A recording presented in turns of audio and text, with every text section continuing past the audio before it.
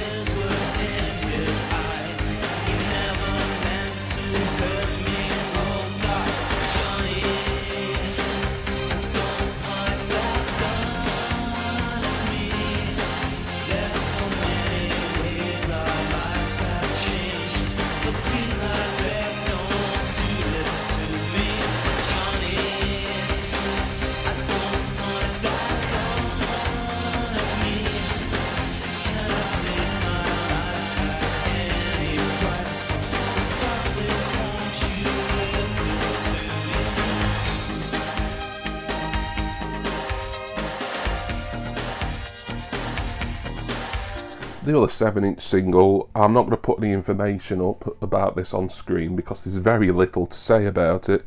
It was bought from Flashback Records for £15, and it's just an interview picture disc, and this one is an interview with Ian Curtis.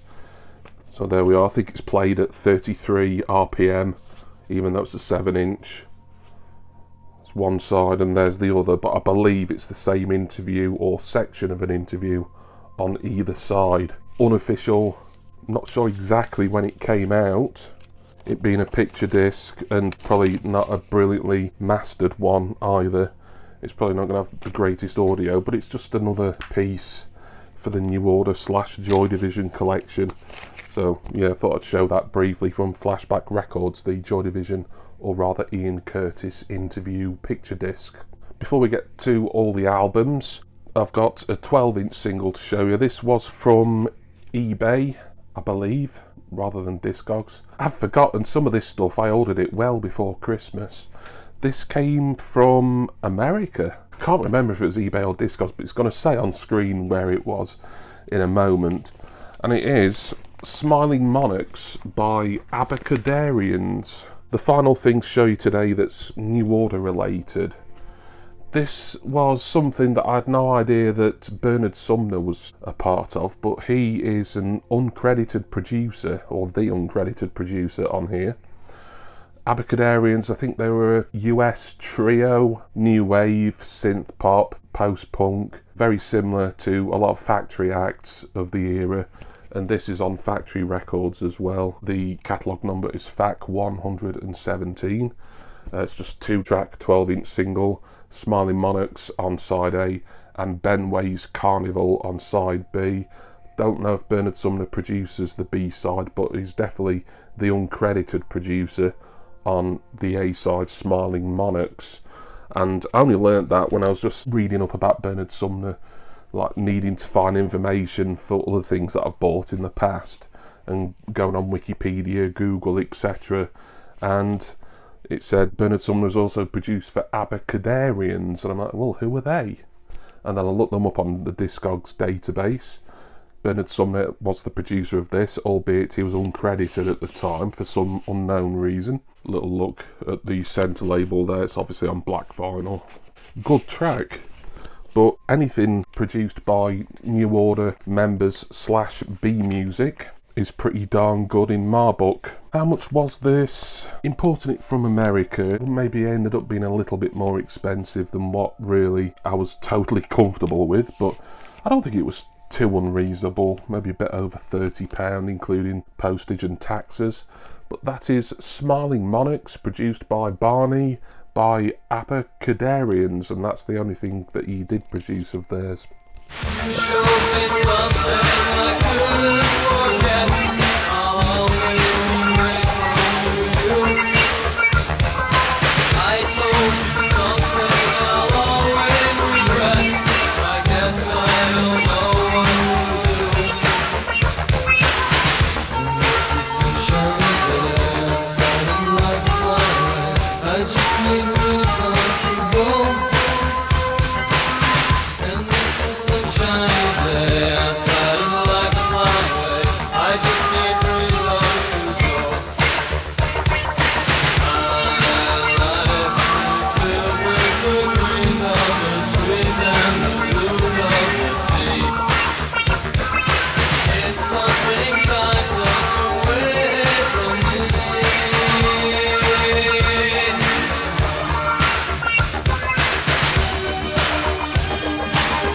Right, we move back to Norman Records now, because when I bought the Creation Records documentary, I thought, well, I'm going to be paying more in postage than what the actual DVD is here. The DVD was $1.99, but then they're charging me about £3 something in postage. Why don't I see if there's any albums or anything else of any description that I want from Norman? And in the end, I went for something that I've already got. So I've now doubled up, although it turns out that I've not doubled up for long, on Opus Dei by Lieback. Now then, in the last Records Roundup, I showed Opus Dei Revisited. I'm not referring to that as doubling up, because that for me is a different album. It's a new version of this album. This is the remaster of the original 1987, I think, album from Lieback, Opus Dei. Brilliant album. I did already have this. I had the original Mute UK pressing. This has been out since about a year or more, something like that. I was tempted because I do like reissues, and especially remastered reissues. This was from Norman, about £22 by the way. I think it had a little bit of a discount on it.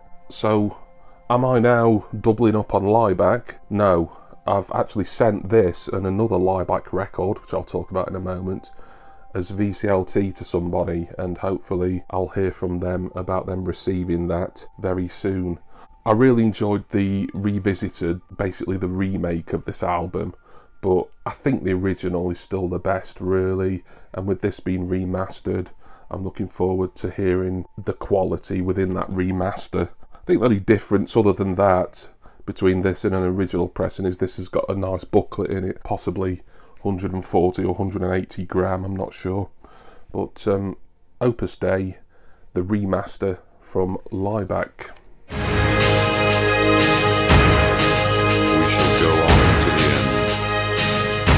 Fight on the seas and oceans.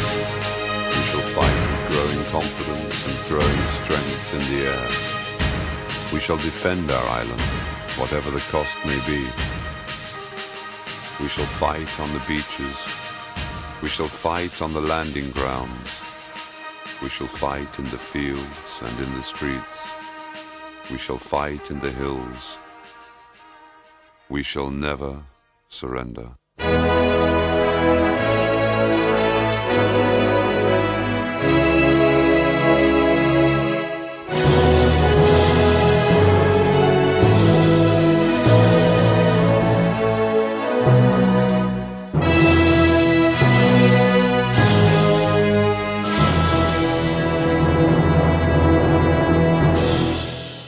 But I did say that there was 2 Lieback albums that actually sent out as VCLT recently, because I also decided to go to the official Lieback store based in Slovenia. Not physically, I didn't travel all the way there to go to Slovenia. I would love to, actually. It looks a beautiful country, to be fair. But the online store. And I got this, which was a Record Store Day issue for...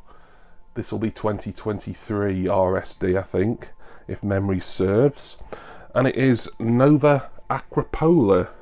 So I decided I would get this as well, because I'd got an email from the Lieback web store saying that there was 10% off everything. I think it was the day after that I'd bought Opus Day from Norman Records, and I thought, I'll see what they've got, and then this just caught my eye.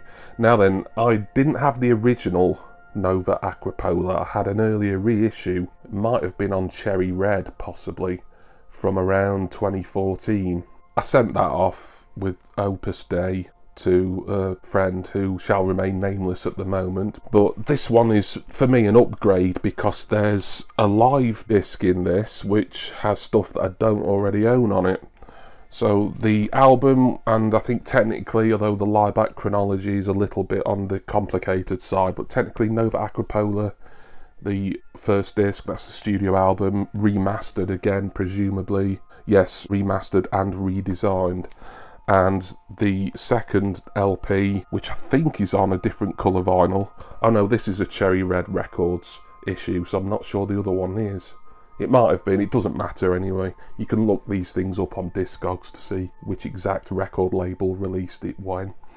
But the second disc has got live performances of, I don't know if it's all the tracks from, probably some that are earlier to be honest, maybe from the first album.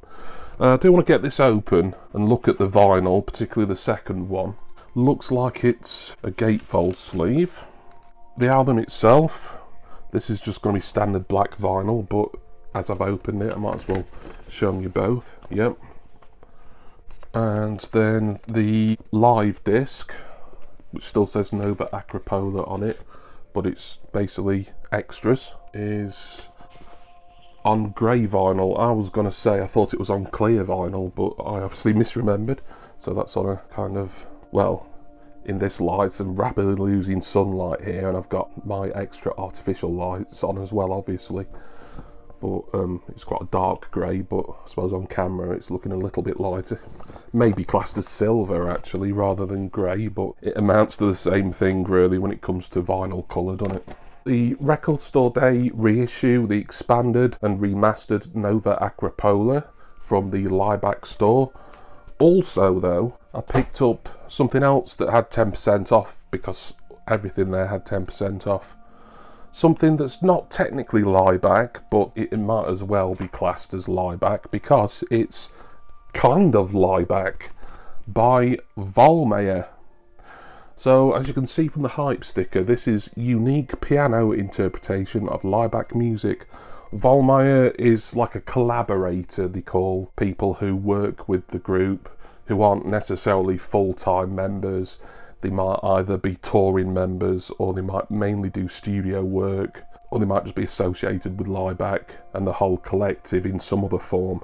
But Vollmeyer, and there we see him on the back there, is someone who has worked and played with Lieback on and off for some years, and he's basically covering certain Lieback tracks for piano, so it's sort of like a avant-garde classical album, I guess. But I've thought about picking this up for a while. I was never desperate for it. It's been out since I think 2020.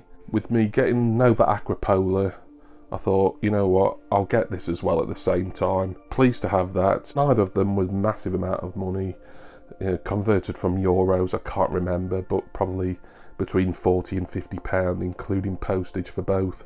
But that is Vollmeyer with his interpretations, kind of Lieback.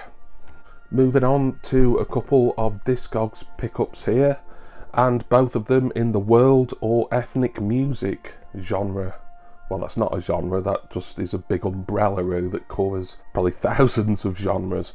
But regardless, I am pleased to say that I've got another Ofra Haza album in the collection now, and this is from 1983, I think it is, and it's Shiri Moladet. I do apologise, my pronunciation of a lot of Ofra Haza's albums and tracks is got to be absolutely abysmal, to be honest. Seller separated it out here, look.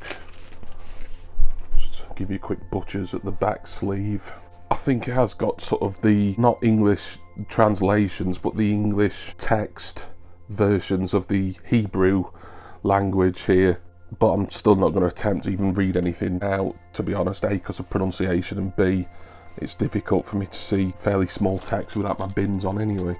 I won't say this was impulsive, because I've been collecting Ofra Haza for a few months now, as you know, but I'd got, in the last records roundup, her album Kirya, and really that was the last one I wanted that I really wanted in the collection. Anything else is sort of like bonus really, but this was a good price from a UK seller. There's not a lot of UK sellers of Ofra Haza, so it means some of her stuff, if I really want it, and I'm not desperate for a complete discography by any stretch, but if I really wanted it, I'd have to be importing from, well, Israel certainly, and other parts of the world. But if I can pick up stuff for a relatively good price from UK sellers, then I will do, and this was one of them. So really all I can say about that, fairly early album from Ofra there, Shiri Moladet. שמש כבר חובקה הרים, מרחבים יחדיו ירגשו, מי יורדה אל הכרמים. אל תלכי, אל תסורי לבדך, היי דרכך יורדה, ספרי לי נעמה, סוד לי כת אסוח לי בדד, לרוחות הגל סודי, סוד לי כת אסוח לי בדד, לרוחות הגל סודי.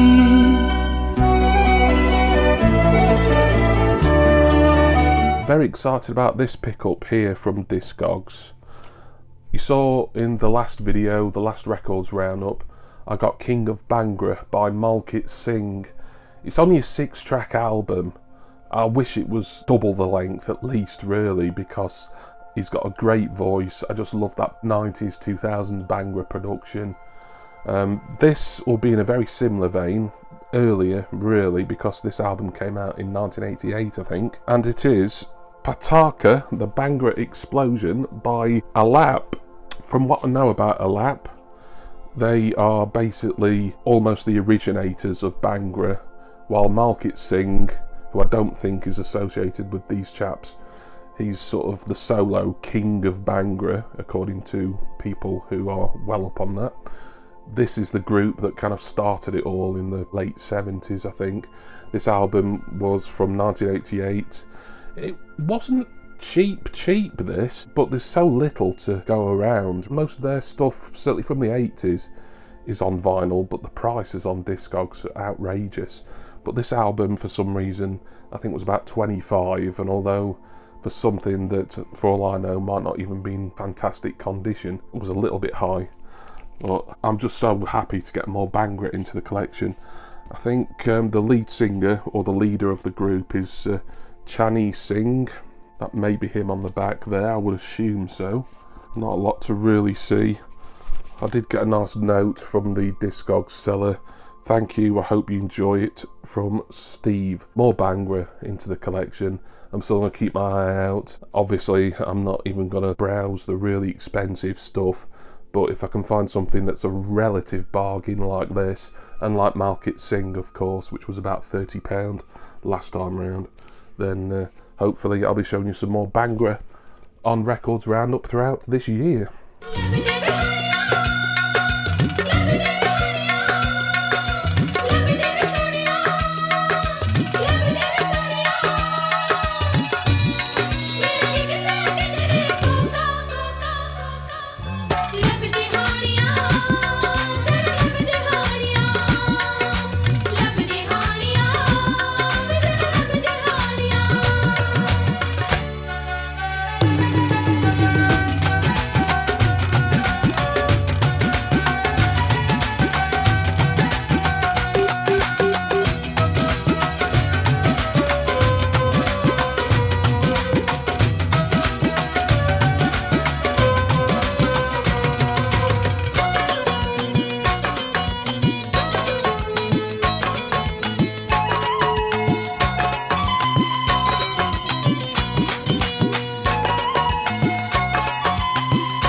Two, I would say, impulsive purchases from a record shop that I've used a few times online now, but I have got albums by these two acts anyway.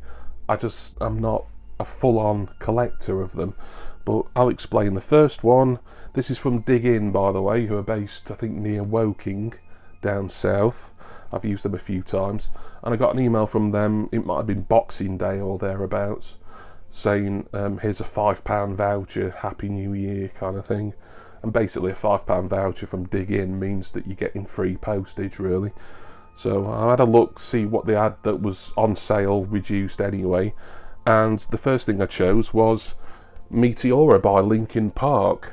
So I've got their first album, Hybrid Theory. I've also got the remix album that came out afterwards, and I've got, rather more recently, their brilliant EP with Jay-Z, Collision Course.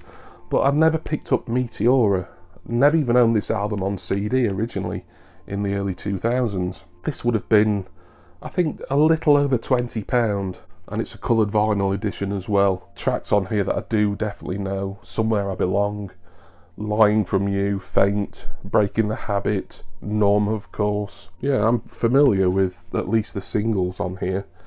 I don't really want a full Linkin Park discography, but I've kind of felt this album certainly has been a little bit of a hole in the collection, because it's really the early period Linkin Park up to Meteora that I'm most familiar with and mostly a fan of. So while I'm not ruling out ever getting more of their catalogue, it would have to be like a really good deal. I thought this was a good deal, what with me having £5 off this and the next thing.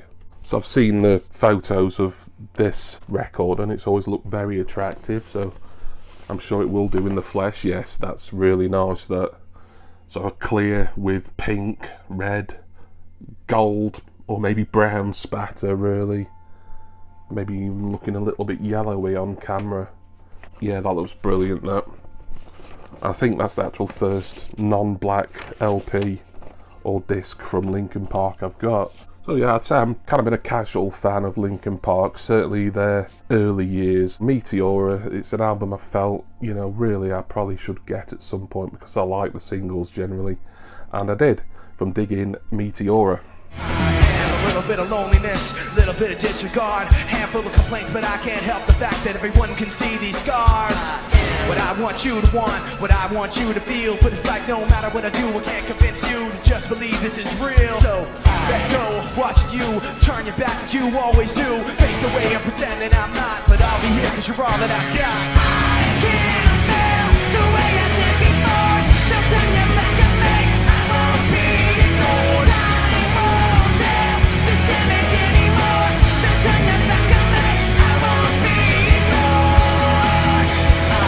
A little bit insecure, little unconfident, cause you don't understand. I do what I can, but sometimes it don't make sense. But you never wanna say, but I've never had a doubt. It's like no matter what I do, I can't convince you for once just to hear me out. So let go, watch you turn your back like you always do, face away and pretend that I'm not, but I'll be here cause you're all that I got. Also from Dig In is another act I've been collecting, but fortunately he's not released loads and loads of studio albums, but I think there is one or two that I'm missing.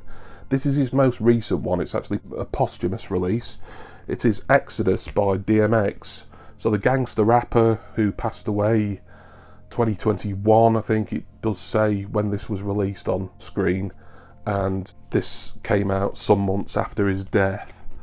So this, I think this was just £10, maybe a bit over, but certainly with the voucher, if you don't count that towards the postage, I think actually this might have been under £10.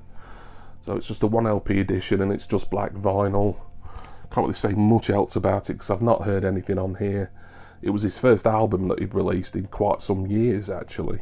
Whether I'm going to enjoy this as much as his earlier 1990s, 2000s stuff, which is really gangster rap, hardcore hip hop's heyday, this might be a little bit modern for my taste, but I'm a DMX collector and I would like to have all of his studio albums at some point, and I think there's only 1 or 2 left that I actually need, but I'm in no rush to certainly pay for them for an extortionate amount.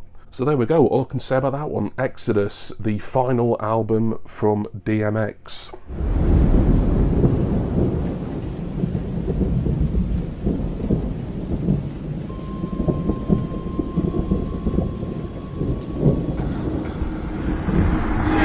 I grew up with the dark side, apartheid. We're going against the grain and get you kidnapped and hogtied.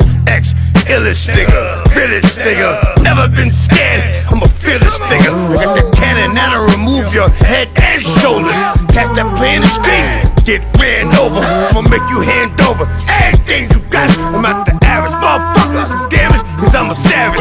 Sometimes I can't manage holding shit in my hand. I was promised the world, but I got the dirt standards. Telling like I was bred, shed blood. It's always could be fuck you, nigga. What? Built for war, road is 4-4. Would hit you through the door to exist no more. I done poked more niggas than Ashton Kutcher. It's Westside, Conway, X, Benny the Butcher, nigga. Before I get to the mail opening to do at the end, a couple more pickups from another record shop. I think I've only used them once before, maybe sometime last year or even the year before now. It's hard to keep track really, but it's Bending Sound Records in Bangor, Northern Ireland, and they had a sale on. One of these was 20, the other one was 10, and the one that was 20 I thought was a really good deal for a very nice edition of one of the most legendary and iconic albums of all time, but one that I, up until now, have never owned before. Pet Sounds by the Beach Boys. Well, what can I say about this that hasn't been said already? Now, I've never listened to all of this, so I can't say, oh yeah, it is a classic, nor can I say, well, it's a bit overrated, because yes, I've heard the singles off here, Wouldn't It Be Nice, Sloop John B, the beautiful, amazing God Only Knows, of course. But when I saw I could get this for 20, and it's a RSD Essential reissue as well, I thought, you know what, it's like one of those albums that it's just quintessential. You feel like any record collector worth his or her salt really needs one copy at least of this in their collection. And 2025, finally, I've got my first, and it'll be my only copy of Pet Sounds. I'm not going to want to get multiples of this album because I'm not a Beach Boys collector, and even if I was, I wouldn't be in that kind of vein. Get it open to look at the Coke bottle clear vinyl. It does have the original price on there, £31, but I paid 20 for this, so £11 off it. Great sale from Bending Sound. Seem to have seen a lot of discs like this with the clear Coke bottle green, but it's a nice translucent green there. Stereo pressing. I might have fancied a mono pressing of this, because I know there has been mono reissues as well, but ultimately it's just the album that I want. Yes, I know I've got my Wet Sounds People Like Us edition of 1 that's behind me in all of these videos. That has nothing to do with the Beach Boys, even though it riffs on the title and the album photography as well, of course. I'm not going to replace that and display this from now on. That is a unique album and it's my kind of unique piece in my collection. I did a video about that almost 2 years ago, I think that was now, when Vicky Bennett, People Like Us, pressed me Wet Sounds. But Pet Sounds, a RSD Essentials reissue.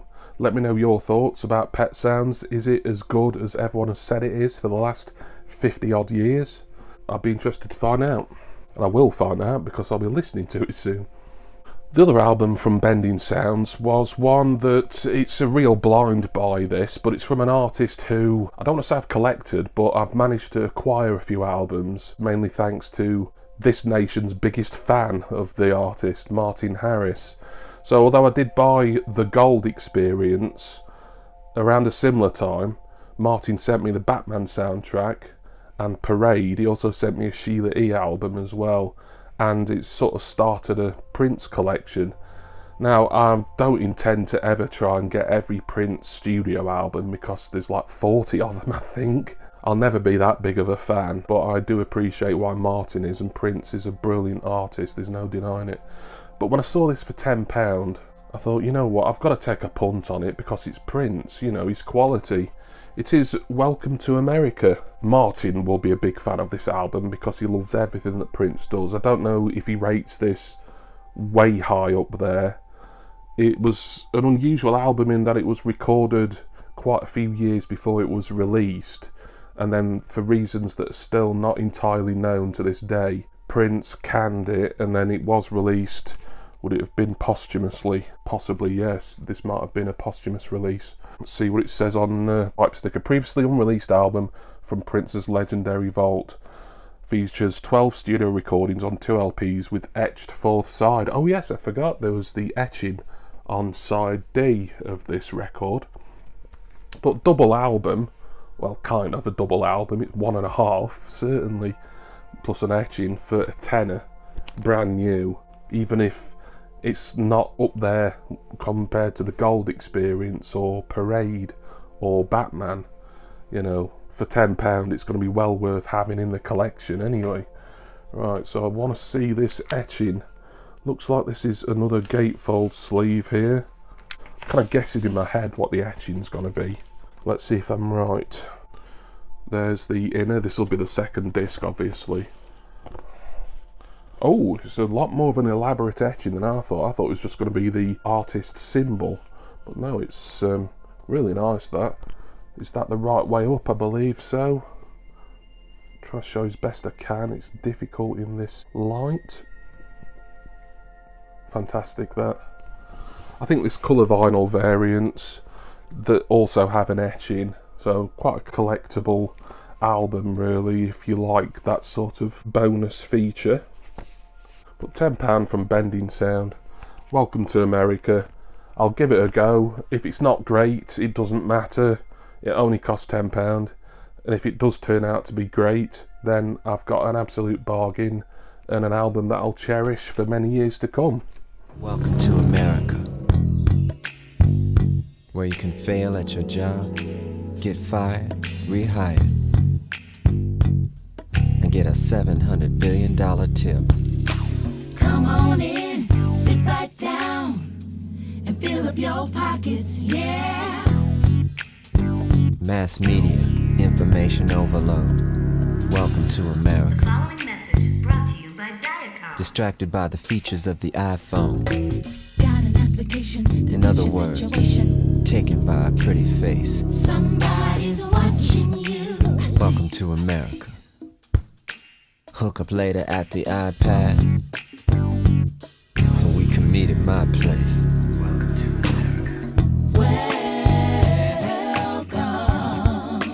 Welcome to America.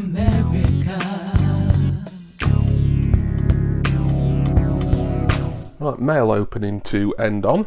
This is an order of 3 albums from Asai Records in Glasgow. I was going to say this was in their January sales, but they've always got these kind of $5.99 and under sales, and then £10 and under sales going on, and they just kind of add new things into these sections on their website as and when, really. There's also one that's, I think, £15, but even that was reduced from, I think, 20 or 25. So let me get this open and I'll show you. But really, all 3 of these, 2 of them especially, are impulse purchases, but they were so cheap, I thought, why not? So the total of this order was only, including postage as well, a little bit over £30. which cannot be bad really. They've come protected in extra cardboard and this kind of funny thick papery stuff. The first one is, and I'm going to mention Martin Harris again, sorry Martin if I'm embarrassing you here, but this is an album that I know he absolutely adores, and I've never heard any of it.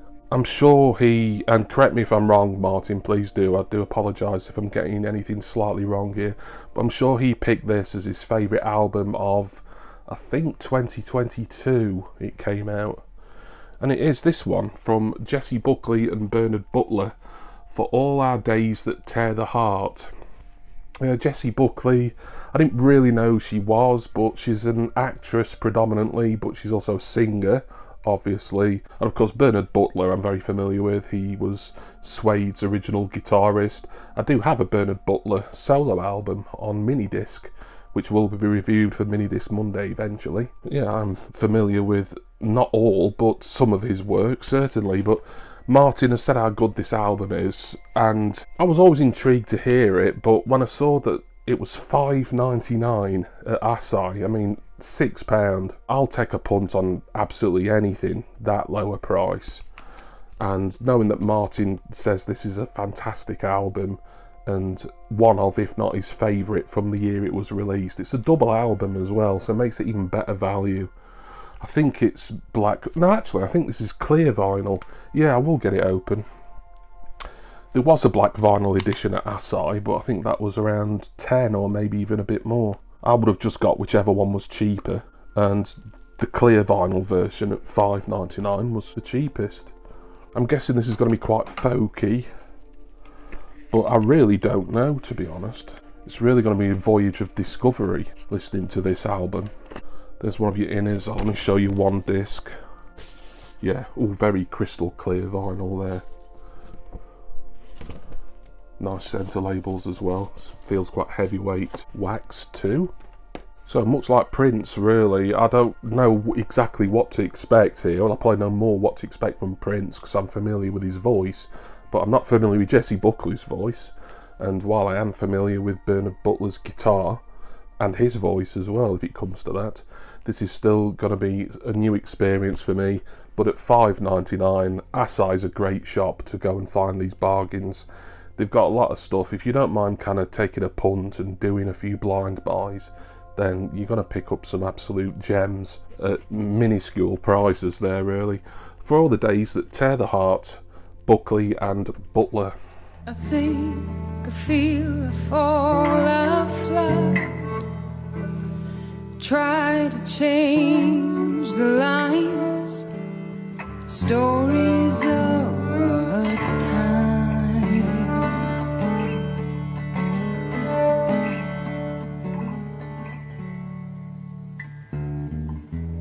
We fight, we love, we dream, we want to be the things we're not. Once in our lives,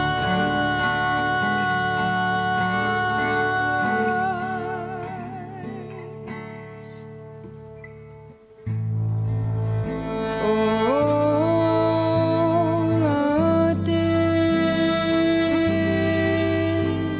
that tear the heart.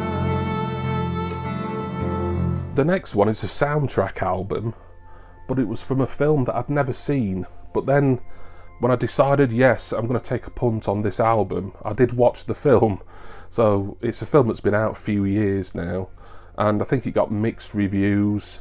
I enjoyed it. I'm not going to stand here and give a review of it, because that's not what this is. This is Records Roundup. I'm showing you what I've bought. But it was a fun film overall. Parts of it I wish could have been explained better. I don't want to say too much in case spoilers, and there's still people out there who are on the fence about seeing it like I was for all these years. I'm talking about the soundtrack to the film Yesterday. This was $7.99 at Asahi. Once again, double album, under a tenner, and it's got Beatles songs on it. I thought, even if the film's crap, it's got to be worth a punt just to hear this once, really. And the film isn't crap. Like I say, it's not the best film I've ever seen, but it's certainly not the worst either. The film is directed by Danny Boyle, and written by Richard Curtis, I believe. And the main guy in it is Himesh Patel, who I'm more familiar with when he played Tamwar in EastEnders, but he's got a really good voice and seemingly he can play the guitar as well. I'm sure that wasn't any editing trickery in the film, and he is an accomplished singer and guitarist. So yeah, it's got loads of Beatles covers on it.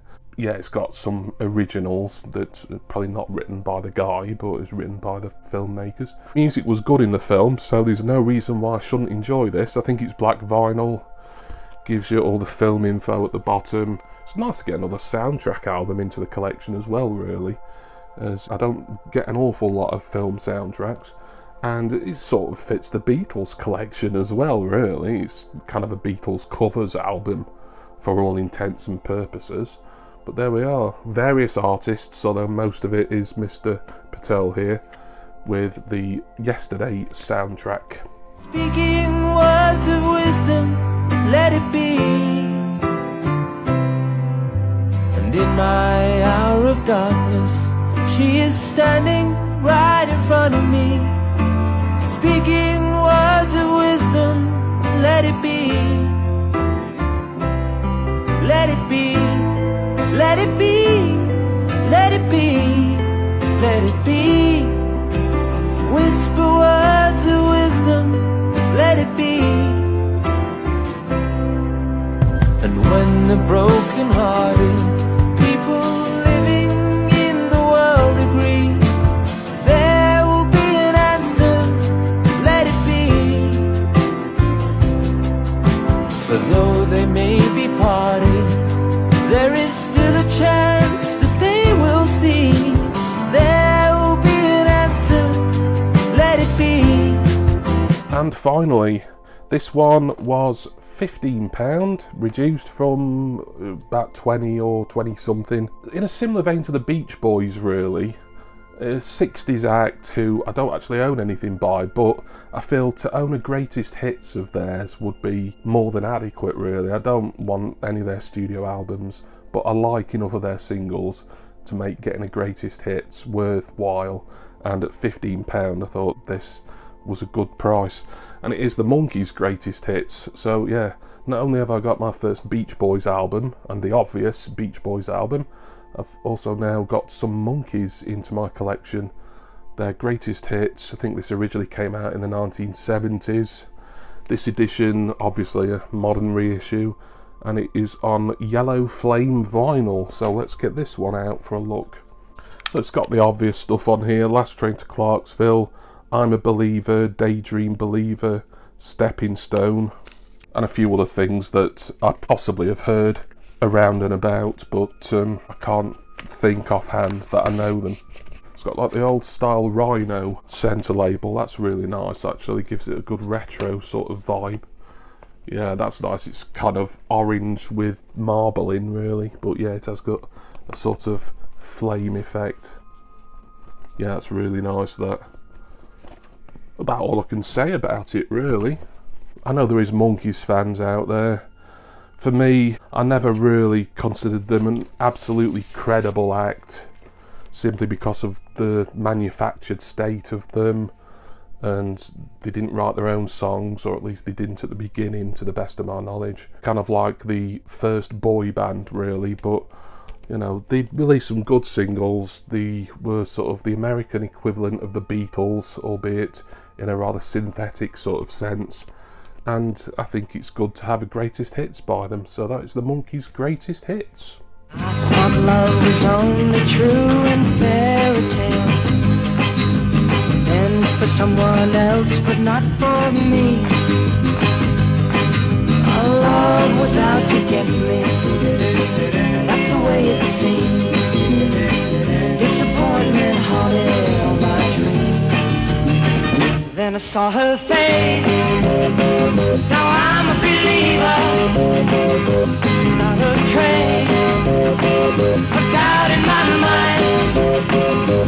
I'm in love, I'm a believer. I couldn't leave her if I tried. I thought love was more or less a given thing. It seems the more I gave, the less I got.